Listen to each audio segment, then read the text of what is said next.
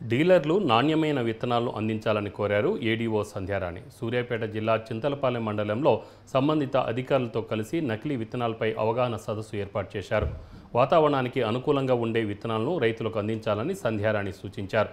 రైతు విత్తనాలు కొనుగోలు చేసిన తర్వాత బిల్లు ఖచ్చితంగా ఇవ్వాలన్నారు. రైతు ఎన్ని ఎకరాలకు విత్తనాలు తీసుకుంటున్నాడో కూడా రికార్డులో నమోదు చేయాలని తెలిపారు. ఎక్కడైనా నకిలీ విత్తనాలు అమ్మితే కఠిన చర్యలు తీసుకుంటామని హెచ్చరించారు.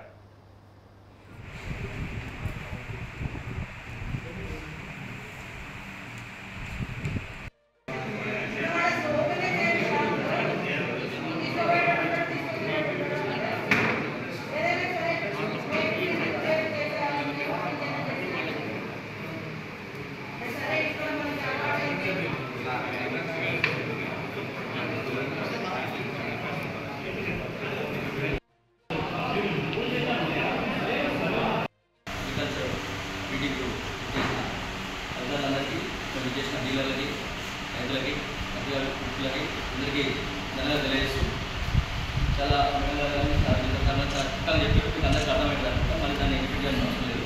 సో ముఖ్యంగా ఏంటంటే ప్రతి ఇయర్ రైతులు అప్డేట్ అవుతున్నారు. సో మనం అప్డేట్ అవుతుంది కానీ దొంగదారులు మనం ఒకప్పుడు కరెంట్ పెట్టాలని పెడితే దానికి కనెక్షన్ పెట్టేది. అది కాకుండా నెక్స్ట్ రైతులకు మళ్ళీ వాళ్ళు ఇంటికి వాళ్ళు ఏం చేస్తారు, దాన్ని వేరే విధంగా కాంట్రాక్ట్గా కనుక్కుంటారు. సో అట్లా కూడా రైతులు కూడా మారుతున్నారు, మనం కూడా మారాలి.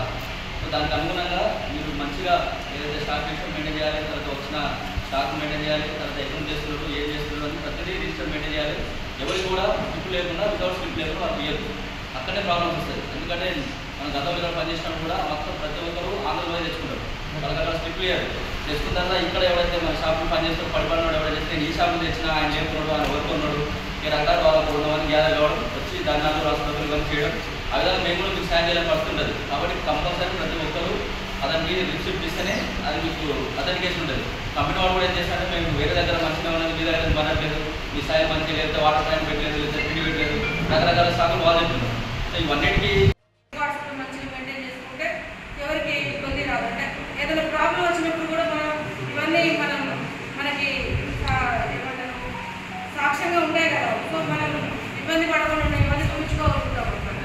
అందుకని కరెక్ట్గా రికార్డు మెయింటైన్ చేసి కరెక్ట్ డిస్ట్రిబ్యూటర్ దగ్గర తెచ్చుకొని బిల్స్ అన్ని ప్రిజర్వ్ చేసుకొని బ్యాగ్ బిల్స్ అన్నీ కూడా కరెక్ట్గా పెట్టుకొని మనం ఉంటే సగం ప్రాబ్లం తగ్గుతుంది. అంటే అసలు ప్రాబ్లం పోదు.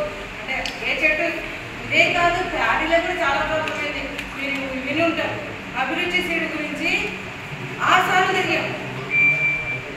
అది ఏమైంది, 2 నెలలకి రావడం మొదలైంది, మన ఈనడం మొదలైంది. ఈ రైతులు కూడా మొదలుపెట్టారు. కంపెనీ వాళ్ళు ఏమంటారు, చలి సడన్గా చలి ఎక్కువ వచ్చింది కాబట్టి ఇట్లా జరిగింది, చలి తగ్గగానే సరే కదా వాళ్ళు అంటారు. వీళ్ళు వినరు. సైంటిస్ట్ని తీసుకొచ్చి డిఏఓలను తీసుకొచ్చి మళ్ళీ తర్వాత 5 సార్లు తిరిగామండి. కంపెనీ వాళ్ళని తీసుకొచ్చి ఆ రోజు కూడా ఇట్లనే మొత్తానికి రూమ్లో పెట్టి తాళవేయాలని మేము, ఎందుకంటే ముందుగా ఇట్లాంటివి చేస్తే ఓపెన్ ఏరియాలో పెట్టాము మీటింగ్. అట్లా జరిగి రైతులకి ఆ ఆవేశం ఆగట్లేదు, బాగా ఆవేశం ఉంటాయి. అది కూడా తప్పు కాదు. ఎందుకంటే ఎంతెంతో ఖర్చు పెట్టుకుంటారు, పెట్టుబడి పెడతారు. ఆ పంట కాలం అంతా నష్టపోతున్నామంటే వాళ్ళకి బాధగానే. సో మనం ఎంతగా జాగ్రత్త పడే కొన్నిసార్లు ఆ సిచ్యువేషన్ వస్తుంది కాబట్టి మనం జాగ్రత్తగా హ్యాండిల్ చేసుకోవాలి. అంటే మనల్ని కాపాడుకునేది కూడా మనం కాపాడుకోవాలి.